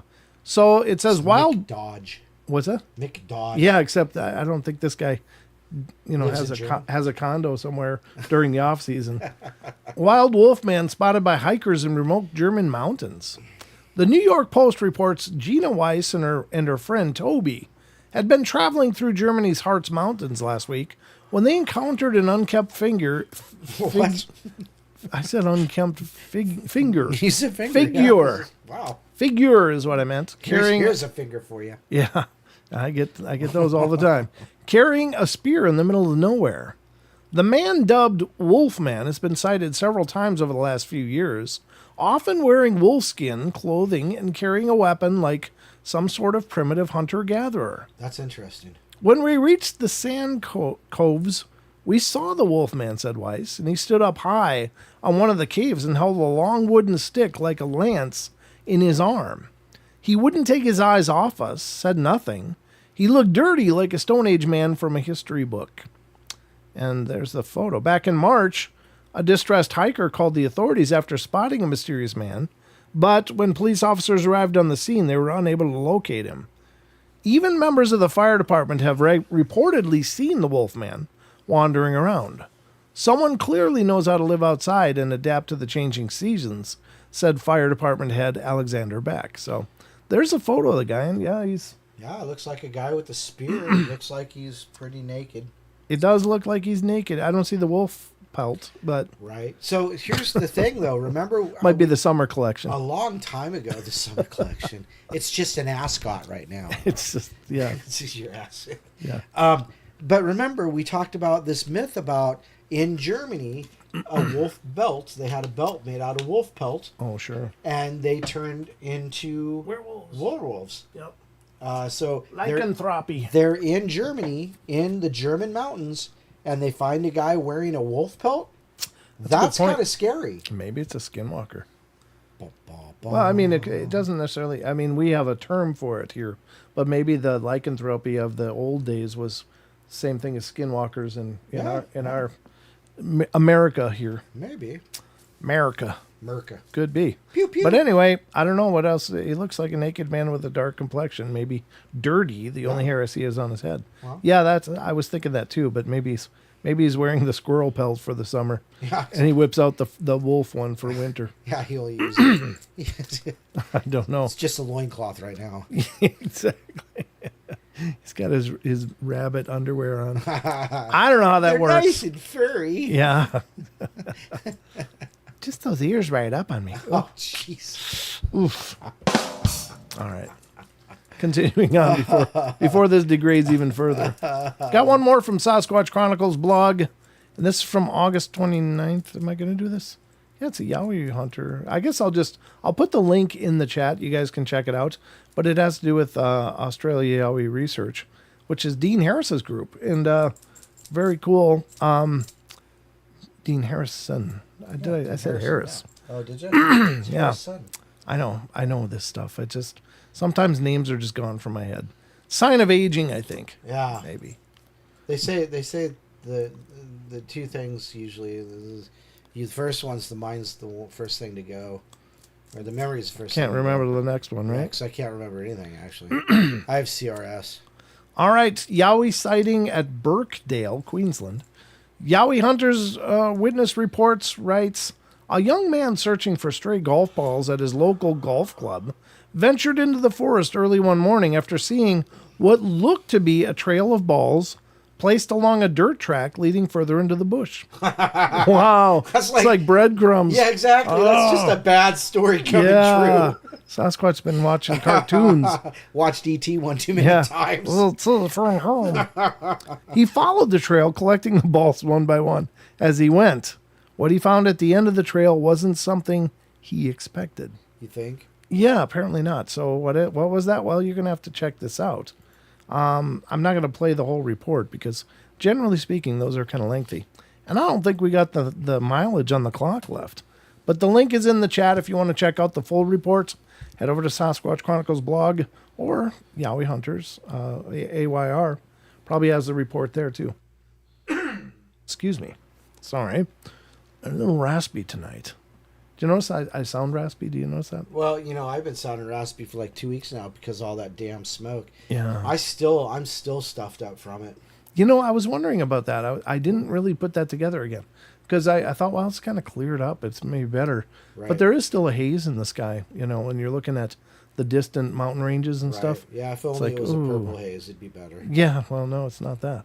But I did notice I was really congested the other night, but I didn't feel like allergies or cold. Right, yeah. So maybe it was smoke. Maybe you're right. It's been bad. It's been bad enough that I've been getting sore throats and gargling salt water and just...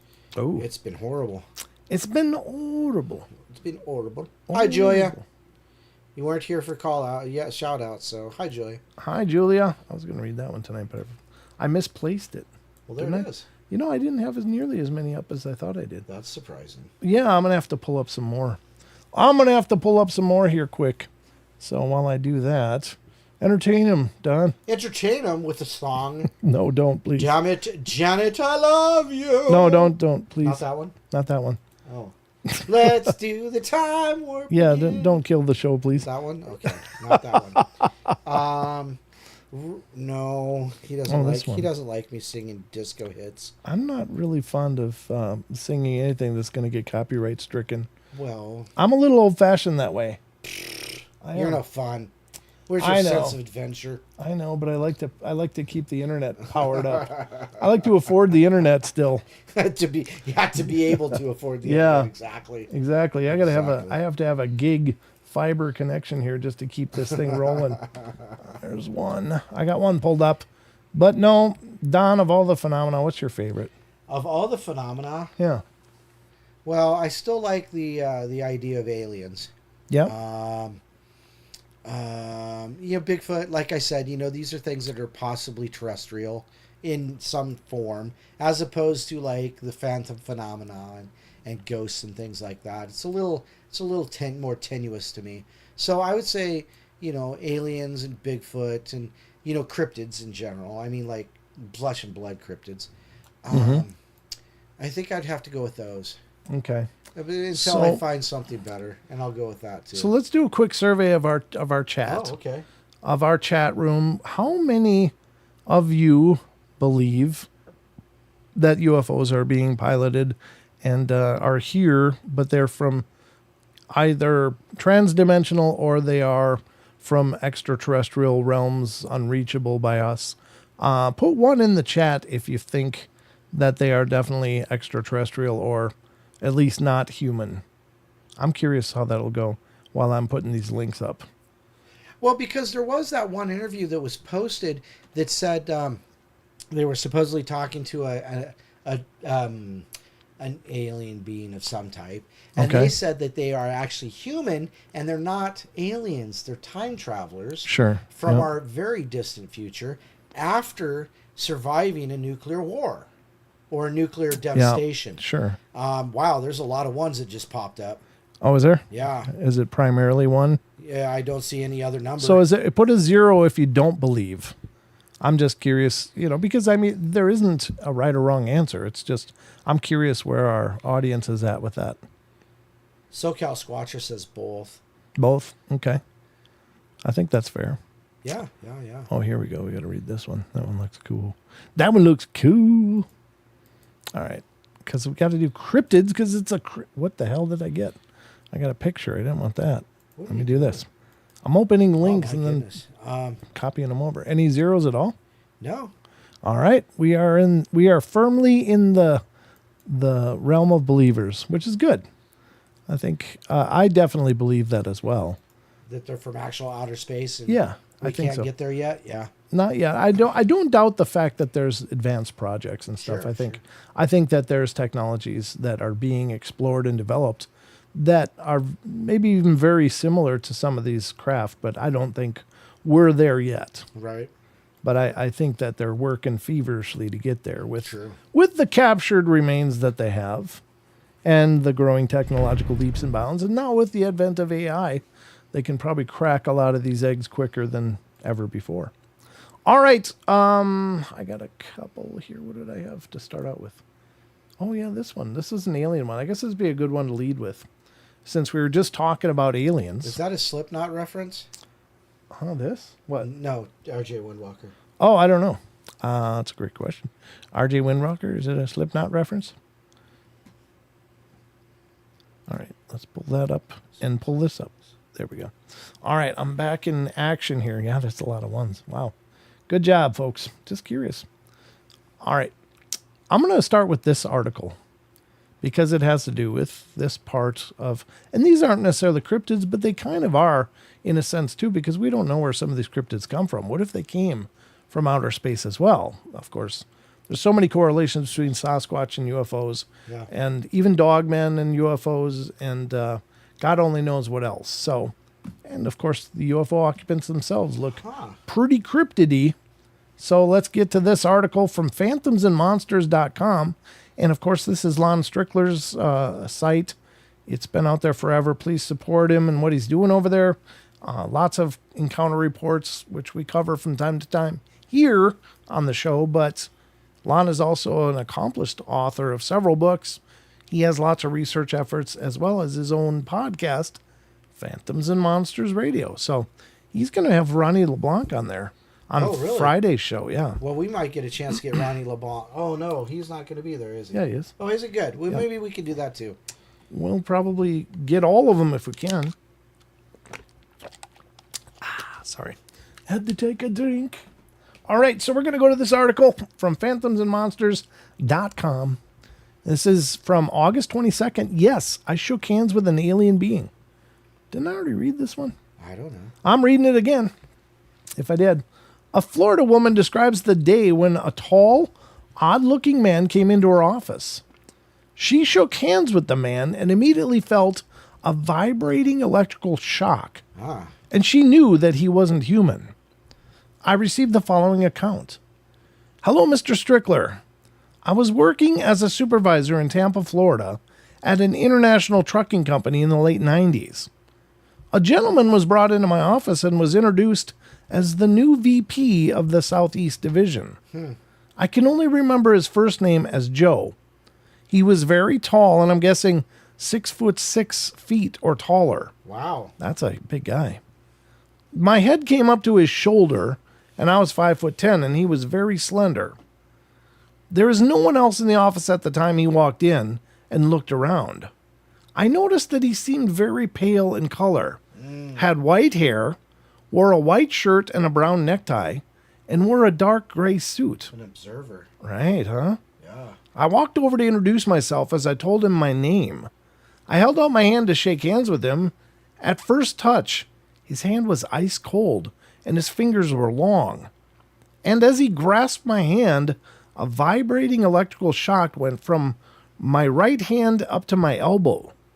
We released hands, and I glanced up at him. His eyes were dark, and he had a slight smirk on his face. It immediately went through my mind that he knew that I knew he was not human. I just slowly walked away, and he walked back out to the dock and where the freight was. He never spoke a word the whole time. I was shaken by this occurrence, but I never told anyone. This happening bothered me for many months. I never told anyone for almost 20 years, except the one day my husband and I were watching a television program, and the host asked, "Have you ever met an alien being?" Without thinking, I said, "Yep, I shook hands with one." As soon as I said it, I got up and went into the kitchen. Oops. I couldn't believe that I said that out loud. My husband said, "What? Why didn't you say anything?" And I replied, because I knew no one would ever believe me. I never told my husband any more about it, and I never spoke of it again until now. I've always believed in outer space beings since I was a child. The only reason I'm telling you is that my health is starting to decline, and I feel that I must tell someone. Over the years, I've thought about it and how unnerving it was. I'm sorry that I cannot remember the exact date or time. I think it happened in the very late 90s or the very early 2000s. I can't remember the time of year because they have no weather seasons to speak of in Florida. I just remembered that within the next 3 to 4 months, it was mentioned that Joe abruptly left the company with no specific reason. That's really all I can recall from the encounter, but I suspect that something else has occurred, and I'm just not remembering what it was. I was wondering if you believe regression therapy may help, or if you contact me, I would appreciate it. Thanks. And then the initials GT. Yikes. And Lon says, I haven't contacted the experiencer. Do you believe she shook hands with an alien being? So, remember I told you I talked to this guy named Ted Lohman? Yes. Ted Lohman had a public access TV show down in Arizona. And he claims that he's the first that broke the story of the Phoenix Lights. Oh, okay. Now, something he was telling me when I was talking to him that I totally just missed. I don't even know why or how I missed it. But he told me Then that was in like the Phoenix Lights was like in the mid 90s, 95, Sure, 96, yep. somewhere around there. So same time frame this lady's, about the same time frame. Right. He said that he was at his studio or at his house or somewhere, and somebody came over and brought a mantis being with him. Oh, wow. And the being gave him what could be known as a modern style laptop. Not like a big old thick MacBook or the Dell Sure. bricks. It was slim, streamlined. It was just a beautiful. He said it was just a way beyond what they had then. Sure. And he talked to this thing Wow. through the laptop, the tablet, or whatever that might be. I totally blew right past it and didn't even know what the hell he was talking about. And then, like, months later, I'm sitting there going, did he say he had a mantis being in his apartment or his house or studio or, across the couch from him? Wow. I'm like, damn, I'm an idiot. I should have talked to him more. Oh. But I've never been able to get back to talk to him. And now I understand that his health is in serious decline. So I'm probably not going to get a chance to clarify that. But Well, God, I was just such an idiot for not going back.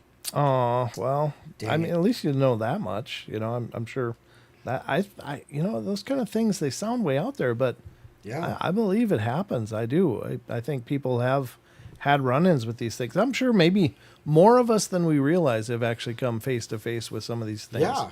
I know that I've met people that just felt like, I don't know how to explain it, but they just They felt just like seem out of place. they just didn't Yeah. fit in. They just weren't normal, but it wasn't any one thing. It was just like, It wasn't an NPC kind of thing. It was right. just, It was just like, wow. Wow. Like they seemed to, I don't know, just have an awareness about them or something. I don't know. Huh. And I couldn't give you any specific accounts or details. I just know I've met people that have been like scratching my head after I met, Right. like, why the is hell's that person that? so different? Yeah. Yeah. Why is that person so different from anybody I've ever met? And is that mean it could be? I don't know. I mean, it's just food for thought. But I think they are here, and I think they live in our communities for whatever reason. Either they're living here, Yeah. just living a life and living the best life they know how, or they're just sitting watching us and learning everything they can. I don't know. like MIB. Right. I imagine, maybe. I don't know if there's any huge lizard people running around, but Right. or insect people or whatever, but we do have these reports of mantis Well- like beings and such. But we have Hopi Indian, Hopi Native American, Hopi. yeah. I apologize, They're but Anunnaki, the yeah, ant people. the ant people. Yeah, They're exactly. Yep. So, So- they apparently came from the earth, from inside the earth. But yeah, or at least that's what the Hopis were led to believe. Right, But right, could have been just through a portal into extra dimensional space. Who knows? right. But anyway, yeah. I mean, there's certainly those little pieces of information out there, and take from them what you will. but- Chucky, I didn't mean Edgar. oh, I didn't looks mean good in Edgar. his Edgar suit. All right. I meant more like Michael Jackson and Oh and yeah, those kind of yeah, people. no doubt. Wouldn't that be shocking though if you found out that like all these famous people or a lot of these famous people, when they came to Earth, they had some special ability and we turned them into celebrities. Sure. And then we know them as Katy Perry, Michael Jackson, Oprah. Sure. Who I mean, knows? it's possible. Possible. Want to know more? Yes, exactly, Luna. Want to know more? It's a bug problem. All right. Well, we got another UFO story from Phantoms and Monsters, because here's a story from August 26, 2023. Wow. Truck driver recalls his alien abduction while stopping at Ohio rest area. So earlier we heard the Bigfoot howls at a rest area. Well, this one's in Ohio, of course, because everything weird is in Ohio. And let's see what it says. A long-haul truck driver reports his abduction while stopped for the night at Ashtabula, Ohio truck stop. He then recalls his encounters with the same beings when he was a child. So they were still watching him, maybe, huh? I received the following account. I was laying down in the truck at a pilot's truck stop about 9 miles south of Ashtabula, Ohio on March 10th, 2018 at 1 p.m. I always covered my windows to keep all the lights out and lock all the doors. I had backed in, so the front of my truck was facing to the storefront. Typically, I'm out by 11:30 p.m., but I kept getting a ringing sound in my right ear and was having trouble with my knee, previous injury unrelated. The last thing I remember is starting the truck at around 12:30 a.m. to let the heat run. Then it seemed like almost instantly I was floating onto a table. Oh. The table felt high up, maybe 5 or 6 feet. I couldn't move anything. My head was turned to my right shoulder, and it felt locked there. Oh. I was overwhelmed with fear and could feel myself attempting to cry out for help. Wow. 2 very small, 3.5 to 4 feet, gray-skinned creatures were to my right that I could see. Everyone describes it gray aliens differently than these guys looked. Their entire body was stubby, and their heads were almost too short for their eyes, which were very large like other people describe. It was moreover the shape of their face that looked different than typical photos you see. The photos you typically see show them elongated in the face, and these two looked like it was almost smushed down, and they were like squinting with wrinkles between the eyes. I couldn't speak or cry out, but I started to realize what was going on, so I thought in my head, best way to describe it, for them to please help me relax. I understood what was going on, but I could not calm down. Once I thought that, I could move my arms. So I reached out towards one with my right arm, and it held my hand. Oh. I did the same with my left arm, and although I couldn't see it, something grabbed my left hand. Their hands were very soft but cold and felt kind of like a toddler's hand. Once I was holding with both my hands, I could not stop smiling. I was completely relaxed, and all I could feel was happiness. The one holding my hand on the right, I believe, was the one who was talking to me. It asked if I was sure that I wanted to remember this time, and I told it I was not sure. It was then that I realized I'd been visited several times before. I believe the first time was when I was 5. I recalled a small devil-like creature coming through the wall of my room. That's creepy. I had a bunk bed with no bottom bed, and it just floated straight up to my face. I immediately screamed, and my dad came running in and found me in the far corner of by my closet door. Excuse me. Being a kid, I told him the devil came for me. Now that I'm older, I realize it wasn't a devil, but one of these creatures. Wow.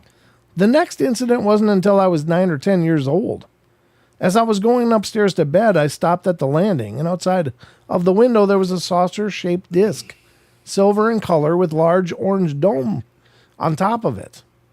I thought that I had immediately gone downstairs to get my dad, but when I got to him to tell him what happened, he asked what I was doing still up. Apparently, I'd been upstairs for almost an hour. I thought it was only a matter of seconds. After telling my dad what had happened, he grabbed our old VCR camcorder, went upstairs with me, and videotaped this craft, Whoa. which was still hovering outside the window. After about 10 to 15 seconds, it shot off and was gone. Wow. Yeah, see you later, huh? My dad went downstairs and called the Airborne Express, which is a local DHL-type company that was in business at the time, and he reported the incident to them. Why? As well as Wright-Patterson Air Force Base. No one reported seeing it, and they said that nothing was showing up on radar around that time, and it was probably just a coincidence. However, the next morning when we woke up, nothing was on the tape whatsoever. Oh, man. On top of that, we had a large pine tree outside of the window, and I was lying on the ground, and it was lying on the ground and completely black on one side, like it immediately burnt partially and then died.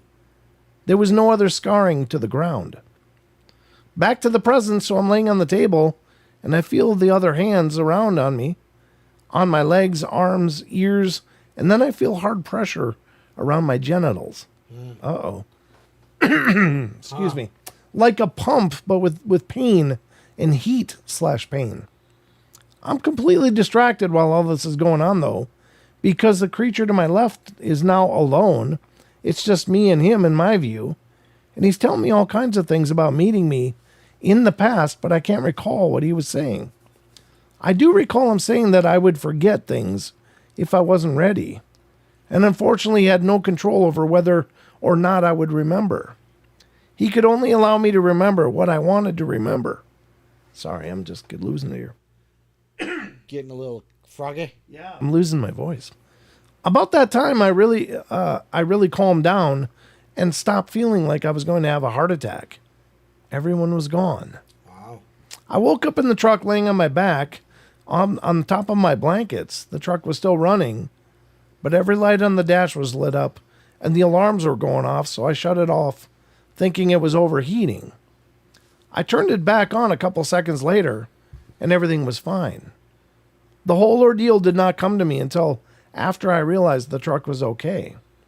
I immediately started freaking out, and then I heard the same voice again telling me everything was okay, and he would see me soon. Wow. Yikes. Sorry, I got to get a drink. See if I can get on top of this.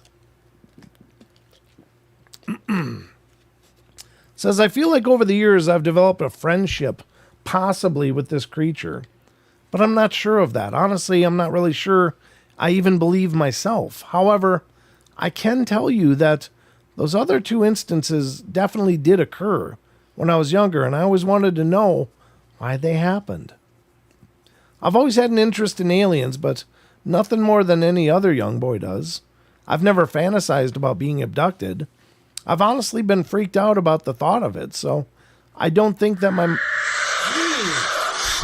Whoa. That's right on me. Huh. Whoa. I don't think my mind is playing tricks on me or that I had a dream. Another note to add is that I do not think that these creatures had a gender. The only reason I say that is because the voice in my head was talking to me did not appear to be male or female. I did wake up with a slight nosebleed in my right nostril.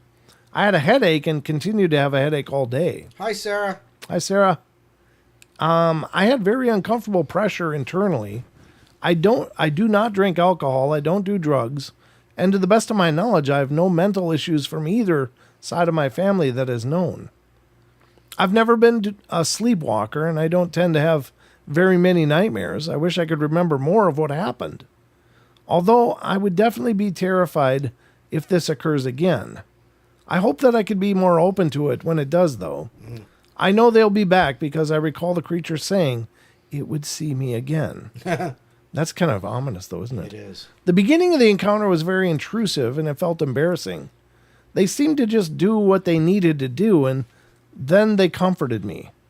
I will say that I agree with others about the whole pure love feeling. I definitely felt as though it was possibly genuinely cared about me. I'm not entirely sure that it did, but it was a very comforting feeling. One other thing I do recall it asking me was if I remembered them fixing me when I was ruined my ability to reproduce. Oh. I didn't answer that. I'm aware of it, but I think I know what they're talking about. When I was on a deployment to Iraq, we would restart the radars standing in range of them. We were warned if we did that, we could become sterile, so I used to do it every day, joking that I didn't need to have any more kids, as I had already had 3 at the time. I did wake up several nights with nosebleeds in Iraq, but in my opinion, I believe at least most of those were due to the desert air. I hope my story will help in some way, shape, or form. These are not all of the details of this event. I'm not very good at writing out things. I only wanted to write out what I was sure of. Well, that's pretty incredible. Right? Yeah, that's yeah, wow. That's pretty intense. But the heat/pain to his genitals. Oh, That's, yeah. That's intrusive. I mean, size matters, but I don't know if you need to go there. Yeah, well, Oh, I had a whole day of intrusive, so I had a physical today, so. you did, yeah. Let me tell you. When did they stop doing the turn your head and cough thing? What do you mean, when did they stop? They didn't. They used to. Oh boy, you got that one too, huh? I got the works, man. It was just, He got the greasy finger. I was like I felt like I was going to get stuffed into an oven next. I was like, what are we doing? That's weird. But anyhow, yeah. Yeah, I haven't had one of those in a long time. So, but anyhow, that was a great story, though. Yeah, really was. Yeah, but Chucky you know, said, blue glove love. Oh yeah. Oh no, there was no love. A 2x2 with hands of blue. Yeah. Yeah, I don't know about Good that. night, Mom. Oh, you going to bed? Well, it's time for us to go. It is. It is. Wow. That story took us to the What end. happened, folks? We're all the way to the end. Wow. We are, yes. We made it to the end. Well, I guess anything in closing, Don? Just remember, you can get your Portal gear at this link below at Teespring. You can get It's my in the hat. description. The hat's right there. So there you go. And you saw Chucky and Marie's shirts, or hoodie and shirt. So there you go. There's a whole fun selection of options for you. But we are, of course, going to Phenomicon in next week. Yeah, We're going to be heading to Vernal, Utah, folks. that's right. To head to Phenomicon. You can go to phenomicon.net and get more information. If you're going to be in the neighborhood, love to see you. Love to have you come up and say hi to Don or myself or both Yeah, of us. Absolutely. It's always a wonder. We wonder how come you guys are listening, but we're so thrilled you are. But we're going to be there at Phenomicon, so we'd love to see you there. And we got a whole bunch of things in the works. Phenomicon. I'm only good for the bass part now. So anyway, but otherwise I'll be back Friday night. Sheldon will be joining me. Don't forget, Saturday, Deb's going to join me and do free right. readings to anybody that wants to have a free reading. So call early and hold the line. That's the key. Yep. Hold the line. We'll make sure to get to everybody that calls in and holds the line. So that'll be on Saturday night at 7 p.m. Friday night, Sheldon will be with me at 7 p.m. as well, right here on YouTube. Sweet. And for now, that's all we got for you. So we love you all. Be good, be kind, be nice. Take care of each other. Help each other out. Find the magic in every day. And remember to laugh as much as you can. And we'll be back on Friday. So until then, have a good rest of your week. Good night. Cue the credits. That's incredible.